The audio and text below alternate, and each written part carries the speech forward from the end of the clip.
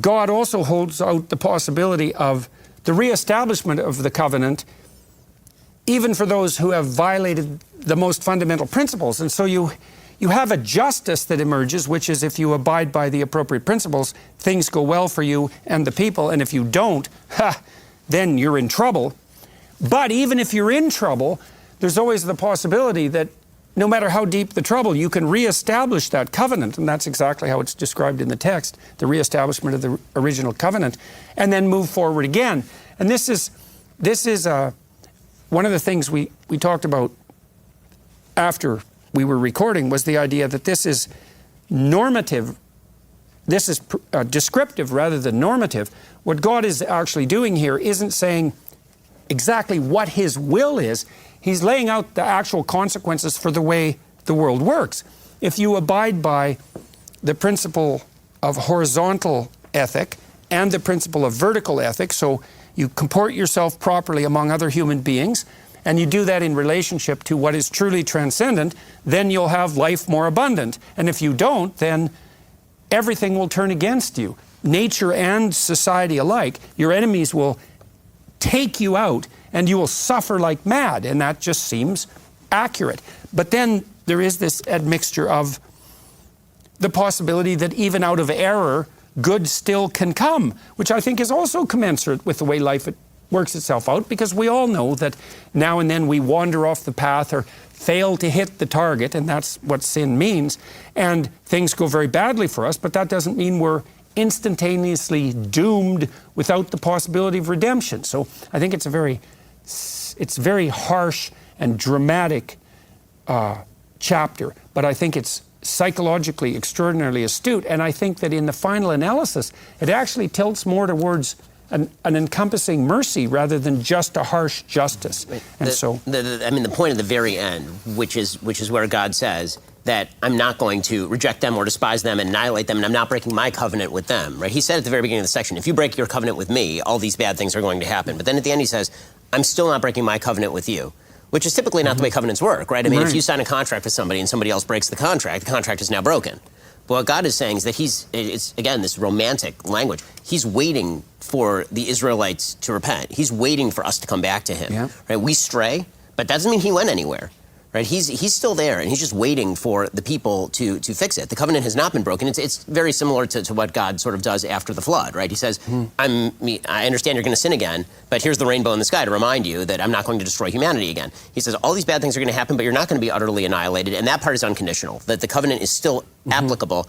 You know, obviously this was the subject for serious, interfaith debate for thousands of years, is whether the Jews had broken the covenant and now there's a new covenant and all of this. So according to the Jews, this is good proof that that's not the case, right? That the covenant was not in fact broken because it's not breakable on the side of the Jews, right? That God is still there holding by the covenant. It's not obvious that within a family, a father will break the covenant with his son. Like, I think generally speaking that if you're a father and your son goes astray, let's say, no matter how far he goes astray, there's a high probability that the door, in the most fundamental sense, is still open. I think that's exactly right. Well, one of the things that's worthy of pointing out just in terms of the prophecy itself, because this has been used historically by Jews to say this is one of the reasons to believe the veracity of the Bible, right? It gives all these warnings, then all these things came true. And the part that people tend to ignore in this list, and it's pointed out by Abraham Isaac Kook, who was the first chief rabbi of sort of the pre-state of Israel, is that the part here that's kind of most indicative of history coming true is not the part about people eating the flesh of their children. That's existed across societies, unfortunately, in a wide variety of tragic situations, from the Great Leap Forward to the Holodomor in Ukraine. But the part where it says that the land, because of your breaking of the violation of Shemitah, of the Jubilee and the sabbatical year and all that it's going to lie fallow. That is where he said the proof is. Because when in human history have you ever had a land that is flowing with milk and honey and a people sin, and then the line goes fallow and is a complete just trash heap for 2,000 years, which is exactly what Mark Twain describes it as in his Innocents Abroad, when he's talking about the land of Palestine in the 19th century.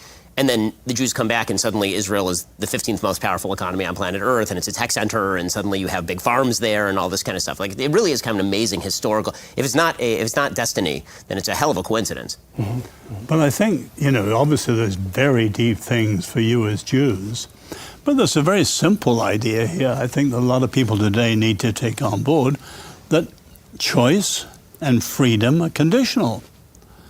And so many people have specious ideas of freedom that lead nowhere. And true freedom, the greatest enemy of freedom, is wrong freedom. Mm-hmm.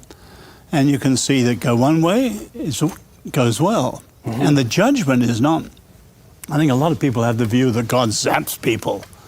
But actually the judgment here is the consequences of their settled choices, and they're reaping what they sow. Well, one of the remarkable things about the Exodus narrative, and this has been very useful to me in a broad conceptual manner as a consequence of walking through it, is the juxtaposition of the tyranny, Egypt, of course, which no one thinks a tyranny is a good thing now.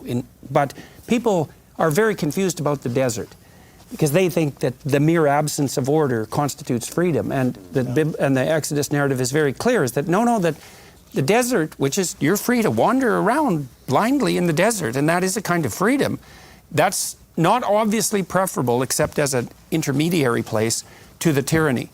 And I really think the notion of ordered freedom it's brilliant, especially because it does also help explain what it is that's attractive about games, because they're an ordered freedom. The book ends a history: authoritarianism, all order, no freedom, and anarchy. All freedom, no order. Right. Yeah, well, the anarchists are the worshippers of disordered freedom. And the other thing that's interesting about that, and I guess pathological, is that the Exodus story does a lovely job of making this clear too, is that disordered freedom contains within it the unconscious call to tyranny, because the Israelites, in their disordered freedom, they want to go back to Egypt, or they want to make Moses a pharaoh, or they want to erect idols. They can't tolerate the disordered freedom. Or you want Leviathan. That's Thomas Hobbes again. Yeah, right. Just quickly to point out, there's a wonderful, here we are in our 15th Exodus session. There's a wonderful, let's say, return to the beginning. The circle comes fully around in these final verses. And yet for all that, when they be in the land of their enemies, I will not cast them away.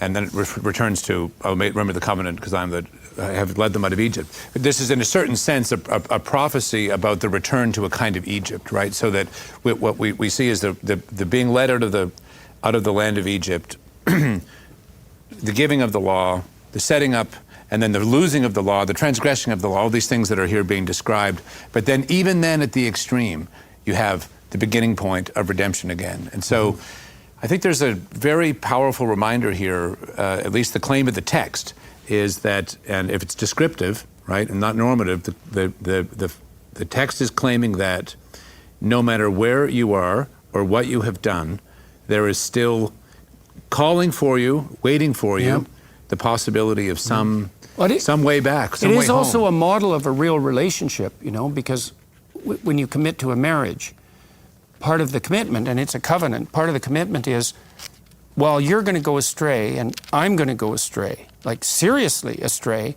but the best part of both of us and the best part of our union will still be waiting for us if we can return to it, right? And that's the promise of that covenant. And that's a great thing, because imagine it was the case in your life that all your relationships were conditional to the point where if you made a mistake of sufficient magnitude, the relationship would just cease.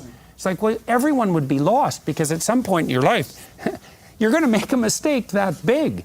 And so it's another example of how maybe the notion that the animating spirit of the patriarchal animating spirit of mankind, if that's a reasonable way of summing up Yahweh, at least in part in this text, the idea that that's based in this love is actually an accurate reflection of the structure of reality itself.